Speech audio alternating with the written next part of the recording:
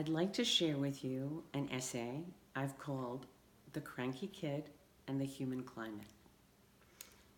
Being myself a sensitive and cranky kid, I didn't realize that my cranky side was picking up on things and moods that were off.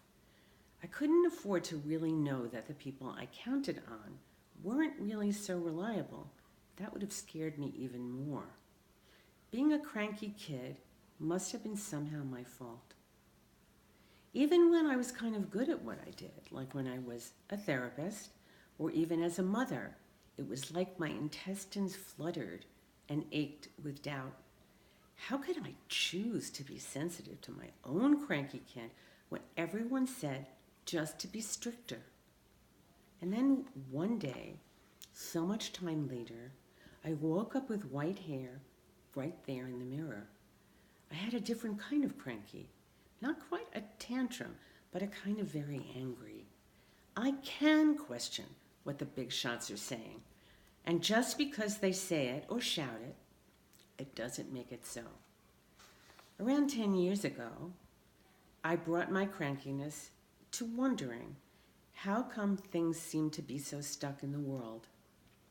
I even got a new and fancy name for my crankiness, but that was just a while ago.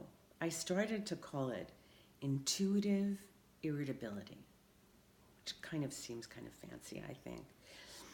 That means I began to trust my own sense that something was wrong. We had so much information, technology, and knowledge, but still there were wars and inequality. There was very scary global warming, but most people weren't paying attention, or they were arguing against it. How come, I thought. Then this thought came my way. What if there is a human climate too? The stuff of having habits and rules, of how we get along or how we don't. What about feelings? So many feelings that really most of us either don't know about or seem so scared of. So what happened is that all this thinking took about 10 years, and it wasn't only thinking, it was feeling, actually feeling. And I've written a whole book about it that I called The Human Climate. Some of it is about feelings and how we're scared of some of them and how we blame others, other people, for having those scary feelings, even though they're still really inside of us.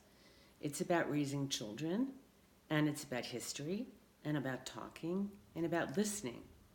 The human climate is the story of where we are stuck, how we got there, and how we might get more honest and more at peace inside ourselves.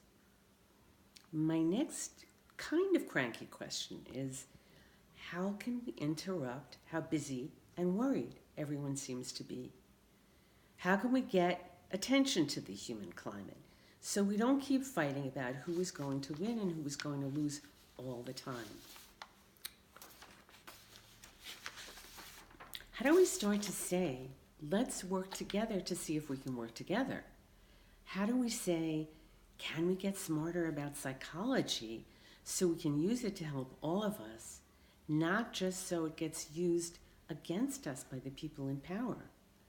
Many of us are so tired, and we feel we're making believe, but we feel we have to keep up and rush, and we can't stop.